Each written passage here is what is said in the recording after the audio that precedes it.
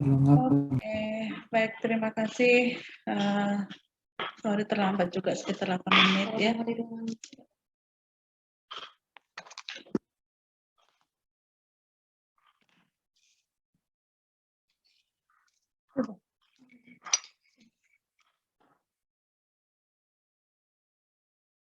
Baik, kita mulai saja kuliah kita sore hari ini, metodologi penelitian ya. Kelas apa nih? Kelas G dengan D, Bu. G dengan D, oke. G dengan D. Harusnya jam berapa? 2.40. Jam 2.40, Bu. 2.40. Bukan maksudnya tuh yang ada jadwal satu lagi, jadwal siapa? Kelas G jam 9.40, Bu. Ya. Kita masih online ya, mohon maaf kalau kita masih harus tetap online. Baik, di sini saya akan maksimalkan waktu yang ada untuk materi sesi ketiga kalau tidak salah saya ya. Tentang perumusan masalah. Sebelumnya pertemuan 1-2 membahas tentang apa dengan Pak Guspi? Untuk pertemuan pertama tentang ini Bu, tentang filsafat, lalu yang kedua tentang jenis-jenis penelitian. Oke, jenis-jenis penelitian di depan ya. Baik, sesi ketiga kita tentang rumusan masalah penelitian. Ini sebetulnya sesi yang cukup krusial. Bukan cukup ya, sangat penting. Karena inilah yang akan dibahas dalam karya tulis ilmiah. Karya tulis ilmiah apapun, ya, baik itu dalam bentuk paper, makalah, kemudian skripsi, tesis, disertasi, atau misalnya jurnal, artikel yang ditulis secara singkat, maka yang akan dibahas secara krusial adalah rumusan masalah penelitian. Baik, dalam rumusan masalah penelitian ini sudah pernah dilihatkan Pak Guspi belum kerangka ini?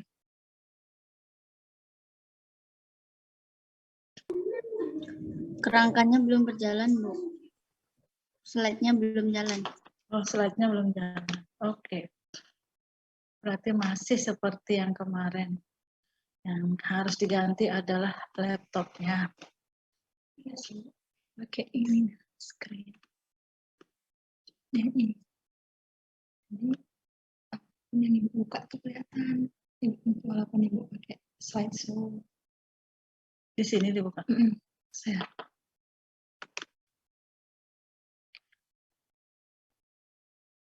Kemarin itu dia cuma tidak bisa mau naik turun itu. Jadi dia biasanya bisa tapi terus tidak bisa. Ini kelihatan. Coba dilihat, kelihatan nggak? Iya, Bu. Kalau saya pindah, oh, udah pindah. Nah, itu masalahnya. Masalahnya adalah dia tidak berpindah. Nah, jadi biasanya bisa berpindah. Berarti laptop saya yang harus diganti kan? Nah, ganti dengan yang baru. Baik, oke. Kalau kayak gitu, nanti nggak apa-apa kita begini aja dulu. Saya berbesar sedikit ya. Oke, kelihatan ini? Kelihatan, Bu. Ya, kelihatan ya, walaupun nggak utuh ya. Baik, di sini ada gambaran di mana ini sebetulnya yang akan kita kerjakan dalam suatu penelitian. Ya, dalam penelitian itu menerapkan metodologi penelitian atau metode ilmiah. Nah, yang paling terpenting adalah apa sebetulnya yang mau kita angkat, yang mau kita teliti. Nah, itu yang kemudian akan dirumuskan dalam suatu rumusan masalah penelitian. Nah, dalam suatu penelitian itu ada beberapa tahapan. Biasanya ada tahap persiapan, kemudian tahap pengumpulan data, dan kemudian sampai ke menuliskan hasil. Jadi di sini sebelum kita melakukan pengumpulan data, sebelum kita menulis, maka awalnya yang harus kita telaah, yang harus kita siapkan itu adalah studi literatur. Ya, ini yang pertama kali. Knowledge, science, and theory itu dapatnya dari studi literatur. Ilmu, pengetahuan, teori. Nah, ini kita baca. Jadi kalau di Islam namanya Iqra. Jadi bacalah, itu yang pertama kali. Ayat pertama Al-Quran turun juga memerintahkan ya kepada umat muslim untuk ikro, untuk membaca. Dan dalam step pertama kita menyusun suatu langkah penelitian, maka yang harus dilakukan adalah ikro juga, membaca. Istilah kerennya studi literatur. Dari studi literatur ini kemudian akan muncul ide-ide ya, muncul ide, kemudian muncul ketertarikan melakukan penelitian, research interest, apa yang kemudian ingin kita teliti. Oh, saya ingin meneliti COVID, oh saya ingin meneliti TB, saya ingin meneliti DBD, atau saya ingin meneliti Kesling, misalnya itu muncul dari hasil telaah baca, hasil belajar kita selama di bangku kuliah. Kemudian muncul ide, kemudian muncul ketertarikan kita dalam melakukan penelitian terhadap suatu masalah, dan akan dirumuskan dalam research gap, dalam suatu rumusan permasalahan penelitian. Jadi yang akan kita bahas itu di sini, di research gap-nya. Ya, jadi ketika kita studi literatur ya jangan lupakan ketika kita mau mengangkat suatu hal yang menarik, kita juga harus tidak menafikan yang namanya etik dalam penelitian. Jadi tidak boleh melanggar etik penelitian. Ini masih tahapan yang awal, tapi sangat urgent, sangat penting, yaitu research gap atau merumuskan masalah penelitian. Kalau kita lihat ini ada langkah selanjutnya, setelah kita peroleh research gap, baru kita lanjutkan dengan konseptualisasi, kemudian operationalization atau definisi operasional, hipotesisnya, kemudian apa jenis-jenis penelitiannya, metode penelitiannya apa, samplingnya bagaimana keterwakilannya, kriteria, inklusi, eksklusi, dan seterusnya, bagaimana kita merekrut sampel. Setelah ini terkonsep dengan baik, baru kita lakukan pengumpulan data. Tahapan selanjutnya setelah pengumpulan data, analisis data, dan baru setelah analisis kita menulis hasil. Jadi research writing ini terakhir. Dan di sini di research writing ini termasuk kesimpulan, saran, rekomendasi, semua hal temuan dari apa yang kemudian menjawab dari keinginan tahuan kita tadi ya, research interest tadi terjawab dan kemudian disimpulkan, ditulis dalam suatu laporan. Nah, kalau di kita itu karya tulis ilmiah yang dituliskan dalam bentuk skripsi. Skripsi itu buku ya. Jadi salah satu buku karya tulis ilmiah yang dihasilkan dari mahasiswa D3, D4, atau S1. Kalau di luar negeri semua karya tulis ilmiah S1, S2, S3 itu sama, namanya tesis. Ya, jadi bukan ada beda, ada skripsi, ada tesis, ada disertasi, itu di Indonesia. Jadi di Indonesia saja yang kemudian memisahkan nama-nama karya tulis berdasarkan strata. Di luar enggak, tesis. Jadi ditanyakan apa tesisnya, itu ditanyakan apa tesisnya begitu. Nah, di sini saya sudah pindah ke slide selanjutnya, bahwa pengertian metode dan metodologi itu apa? Menurut menurut Kamus Besar Bahasa Indonesia, metode itu cara teratur yang digunakan untuk melaksanakan suatu pekerjaan agar tercapai sesuai dengan yang dikehendaki, atau cara kerja yang bersistem untuk memudahkan pelaksanaan suatu kegiatan untuk mencapai tujuan yang ditentukan. Jadi metode itu caranya, metodologi itu ilmu atau cara yang digunakan untuk memperoleh suatu kebenaran dengan menggunakan penelusuran dengan urutan atau tata cara tertentu sesuai dengan apa yang akan dikaji atau diteliti secara ilmiah. Nah, ini pengertian dari metode dan metodologi. Nah, saya akan kembalikan sedikit ya, mungkin sudah dibahas Pak Guspi juga terkait dengan pengertian penelitian dan riset gitu. Kalau menurut Kamus Besar Bahasa Indonesia, penelitian itu adalah cara mencari kebenaran dan asas-asas gejala alam, masyarakat, atau kemanusiaan berdasarkan disiplin ilmu yang bersangkutan. Nah, dari asal kata, kalau misalnya kita menggunakan kata riset, maka asal katanya adalah kembali, dan search mencari kembali. Itu asal kata untuk riset, yang merupakan padanan atau sinonim dari kata penelitian. Jadi riset atau penyelidikan atau penelitian suatu masalah secara bersistem. kritis dan ilmiah untuk meningkatkan pengetahuan dan pengertian, mendapatkan fakta yang baru atau melakukan penafsiran yang lebih baik. Jadi kalau kita lihat di sini, ketika penelitian menurut Kamus Besar Bahasa Indonesia adalah mencari, ya, cara mencari kebenaran, maka secara definisi kita untuk mencari kebenaran tentu menggunakan suatu metode ilmiah yang sistematis, kritis ya. Jadi metode ilmiah sistematis kritis. Artinya kalau kita ingin membuktikan kebenaran tentu saja dengan cara-cara yang sahih, dengan cara-cara yang valid, dengan cara-cara yang benar, dengan cara-cara yang baik. Jadi nggak mungkin kita membuktikan kebenaran kemudian dengan cara asal-asalan. Ini yang menjadi ruh ketika kita membuat rancangan penelitian dalam suatu usulan proposal atau kemudian dilakukan dalam suatu penelitian yang menghasilkan karya tulis, ya. Apapun bentuk karya tulis itu. Jadi kalau secara etimologi penelitian berarti mencari kembali atau mencari fakta-fakta baru yang kemudian dikembangkan menjadi sebuah teori untuk memperdalam dan memperluas ilmu, maka kita harus melakukannya secara tersistem, teratur, valid, ya, kritis, dan nggak boleh asal-asalan, dan istilahnya kita membuat manipulasi dan sebagainya. Ya, karena tadi kita ingin membuktikan kebenaran. Tentu kebenaran dicari dengan cara yang benar. Ada beberapa istilah yang agak rancu di sini. Dan ini menjadi perdebatan yang sebetulnya nggak perlu diperdebatkan. Tapi menjadi aneh kalau kemudian kita tidak tahu mana yang betul. Menurut Kamus Besar Bahasa Indonesia, istilah-istilah dalam metodologi penelitian ini sering digunakan dan sering dia kadang bertumpang tindih dan kadang dilakukan, dituliskan dan tidak tahu mana yang betul. Ini yang sering dituliskan, analisa. Analisa. Itu dianggap bahasa Indonesia yang benar, padahal sebetulnya yang baku dan diakui oleh Kamus Besar Bahasa Indonesia adalah analisis. Jadi nanti boleh dicek di Kamus Besar Bahasa Indonesia. Yang diakui menurut Kamus Besar Bahasa Indonesia bukan kata analisa, karena analisa bukan bukan kata-kata baku, tidak ada di dalam kamus kita. Yang ada dalam kamus kita adalah analisis. Jadi kalau Anda menyatakan EYD dan kemudian disesuaikan dengan KBBI, maka nggak ditulis analisa, karena analisa bukan baku ya. Yang benar adalah analisis. Nah nanti Anda lihat lagi. Saya tidak akan menunjukkan secara keseluruhan, tapi nanti Anda cek definisi atau definisi yang benar. DV atau definisi.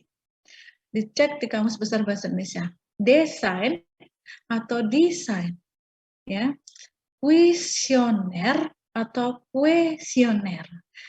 Metodologi atau metodologi. Nah, kalau ini jangan sampai salah, karena nggak ada kata metodologi.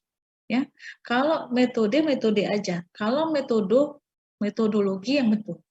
Nah, jadi cara kita mengidentifikasi apakah kata yang kita gunakan, terutama untuk menulis pada karya tulis ilmiah itu benar atau tidak menurut EYD dan menurut Kamus Besar Bahasa Indonesia, maka ketik aja di Kamus Besar Bahasa Indonesia. Kalau kemudian dinyatakan di Kamus Besar Bahasa Indonesia kata ini tidak baku, berarti kalau tidak baku dia nggak ada sebetulnya. Ya, hanya digunakan untuk program aja bahasa sehari-hari.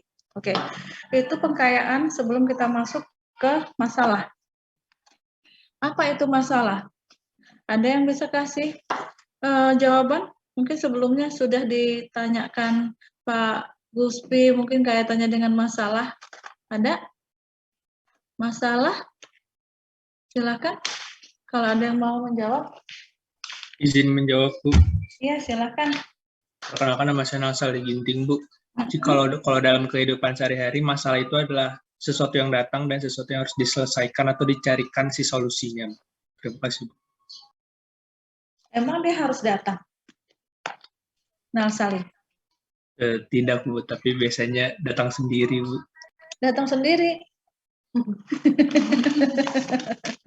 Ada yang lain mungkin menurut Salim masalah itu sesuatu yang datang dan harus dipecahkan. Iya, harus dipecahkan ya. Oke, yang lain silahkan. Izin menjawab, Bu.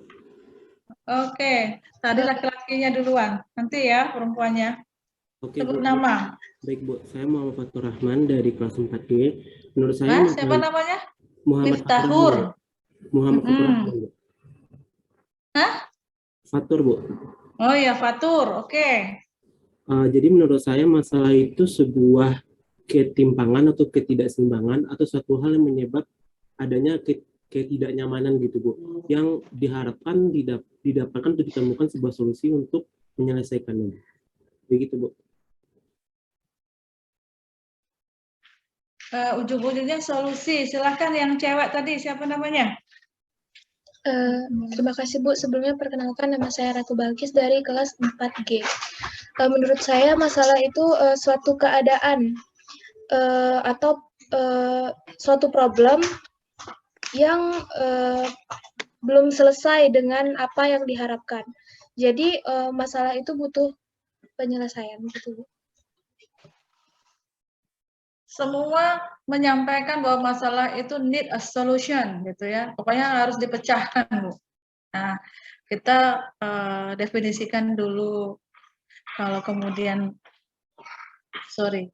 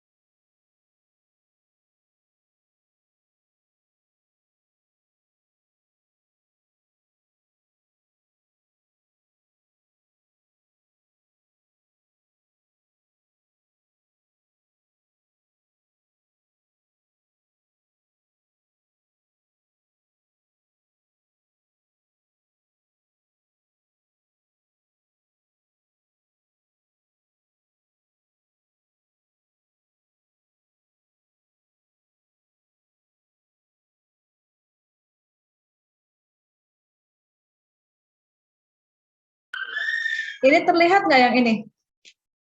Terlihat. Halo? Nggak, ini maksudnya kebaca nggak ya? Saya mau slideshow, tapi ternyata slideshow-nya itu setelah saya arahkan ke sini, slide-nya tetap pindah ke slide kedua gitu. Nah oke, sudah. Jadi kalau kita ngomong masalah itu apa, maka kita sering ya menyebutkan dan menanyakan kalau ujian proposal itu gap. Apa sih gap? Kesenjangan. Jadi masalah itu adalah kesenjangan antara harapan dengan kenyataan. Nah itu masalah tuh. Apa itu harapan? Teori, visi, keinginan, idealisme, cita-cita. Pokoknya ideal principle itu masuk ke dalam harapan. Kalau kenyataan realitanya, prakteknya, apa adanya. Jadi reality principle. Nah, di dalam permasalahannya misalnya, saya naksir dia udah naksir saya. Jadi masalah. Ya kan? Kita mau dengan dia tidak mau, masalah lah jadinya. Tapi kalau misalnya kita mau, dia mau, jadi pacaran, kan kayak gitu. Tidak ada masalah, gitu kan. Jadi masalah itu muncul ketika adanya kesenjangan harapan dengan kenyataan. Saya maunya uang jajan saya misalnya 10 juta sebulan. Dikasih cuma 100.000 sebulan, masalah gitu kan. Masalahnya adalah misalnya kebutuhan kita itu 1 juta sebulan, tapi cuma punya uang 500.000. Nah itu kan masalah ya. Jadi antara harapan dengan kenyataan itu ada senjang, ada gap. Kalau di dalam program-program biasanya ada target-target. Target misalnya imunisasi, vaksinasi COVID-19 harus mencapai 70%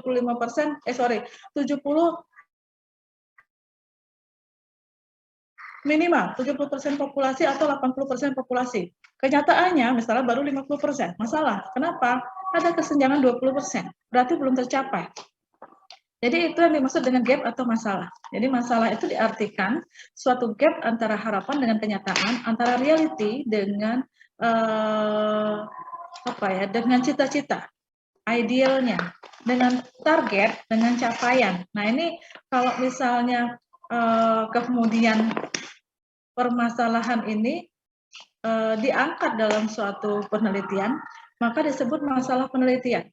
Kalau misalnya ini dilaporkan dalam suatu capaian target dan sebagainya, biasanya di institusi gitu ya, di kita misalnya ada target menurunkan angka stunting pada balita sampai dengan 14%. Kenyataannya saat ini stunting kita masih di atas 30%. Nah itu kan banyak kesenjangannya yang harus kemudian dicarikan upaya pemecahannya. Tapi kalau penelitian ya, kita mengidentifikasi permasalahan itu, mencari penyebab itu, sampai kemudian memperoleh jawaban atas pertanyaan kita. Ya, jadi perumusan masalah kita nanti akan dirancang dalam suatu pertanyaan penelitian yang nanti akan dijawab dalam penelitian itu sehingga menghasilkan jawaban apakah misalnya penyebab dari A, penyebab dari B, apakah A berhubungan dengan B, C berhubungan dengan D misalnya. Maka nanti akan dibuat suatu metode ilmiah membuktikan antara hipotesis yang akan kita ajukan tadi dengan suatu rancangan penelitian menggunakan misalnya apakah sampelnya populasi semuanya atau sebagian, bagaimana teknik samplingnya, tapi yang jelas untuk membuktikan, untuk mencari jawaban atas pertanyaan kita, ya. Jadi masalah penelitian biasanya ya memang lebih kecil lingkupnya dibandingkan masalah kesehatan. Karena kalau masalah kesehatan misalnya tingginya angka stunting, yaitu angka stuntingnya itu di atas 30%, tinggi itu stunting. Nah itu masalah kesehatan. Nah, tapi bisa saja ya kita mengangkat masalah penelitian itu dari masalah kesehatan. Biasanya masalah kesehatan lebih luas, masalah penelitian menjadi lebih detail, lebih rinci, lebih khusus. Karena kan tidak semua akan kita teliti. Masalah kesehatan banyak. Kan pasti kita ambil satu untuk kita lakukan penelitian yang kita sebut masalah penelitian. Gitu ya. Jadi masalah penelitian dengan masalah kesehatan nggak sama. Dalam artian itu ruang lingkupnya menjadi lebih luas masalah kesehatan dibandingkan masalah penelitian. Tapi kita mengangkat masalah penelitian berdasarkan masalah-masalah kesehatan yang ada. Nah, ini ada masalah penelitian kebidanan contohnya. Misalnya kalau kita di kebidanan nih, masalah sekitar layanan kebidanan dan aspek-aspek yang terkait. Jadi ada kesenjangan harapan dengan kenyataan di bidang layanan kebidanan. Misalnya harapan ibu yang menjalani proses persalinan dan kenyataan layanan yang mereka terima itu nggak sama. Gitu ya. Atau misalnya masalah penelitian kesehatan masyarakat. Fokusnya adalah masalah sekitar kesehatan masyarakat, kesehatan dan keselamatan kerja, epidemiologi, manajemen pelayanan rumah sakit, kesehatan lingkungan, promkes, gizi, ya. Dan ini fokus dari masalah-masalah bidang Kesmas. Jadi masalah Kesmas itu apa? Ibu, kesenjangan, Bu. Ya. Slide-nya masih di slide 7, Bu. Ya, lupa saya. Di saya tuh gerak, di kamu yang nggak bergerak gitu kan. Nah ini mungkin laptopnya sudah lelah ya. Oke. Saya lupa kalau ternyata dia seperti itu. Baik, kita lihat tadi sampai ke masalah Kesmas. Jadi kesenjangan antara harapan dengan kenyataan di bidang Kesmas, itulah yang disebut dengan masalah kesehatan masyarakat. Contohnya pendapatan suatu daerah sangat tinggi, angka penganggurannya rendah, akan tetapi kenyataannya masih terdapat angka gizi buruk yang tinggi. Ya, jadi ini termasuk masalah kesenjangan yang terjadi di bidang kesehatan masyarakat. Kemudian ini contoh masalah kefarmasian. Jadi sekitar farmasi, obat-obatan, masalah farmasi, kesenjangan antara harapan dengan kenyataan di bidang kefarmasian. Jadi banyak, misalnya harusnya kasih petunjuk, ya petunjuk tapi nggak dikasih petunjuk. Jadi itu layanan kefarmasian yang kemudian tidak sesuai dengan harapan. Nah ini ada ya, ada bagaimana kita menentukan fokus dan ruang lingkup riset. Jadi kita akan tentukan masalahnya, analisis masalahnya, kelompokkan faktor dalam kategori, review literatur dan check and recheck. Kemudian susun hipotesis, menentukan judul dan pemilihan variabel. Nah, kalau di sini untuk menentukan fokus dan ruang lingkup, kita akan kemudian melihat ya kegunaannya, kebermanfaatannya, visibility-nya, dan duplikasinya. Nah, saya sering menggunakan ini, ya, ini kunci penting dalam kita merumuskan. Nah, ini nggak mau muncul lagi yang tadi. Jadi ini yang kunci ya, kita merumuskan masalah penelitian ini, kuncinya ini. Kelihatan nggak ya? Nah, ini harus slideshow nih yang ini besar harusnya. Bismillah. Nah, balik lagi ke sini. Kamu lihat yang mana ini? Masalah penelitian, Bu. Ya, masalah penelitian case ya, bukan skema yang tadi ya. Karena saya maunya yang ini. Tidak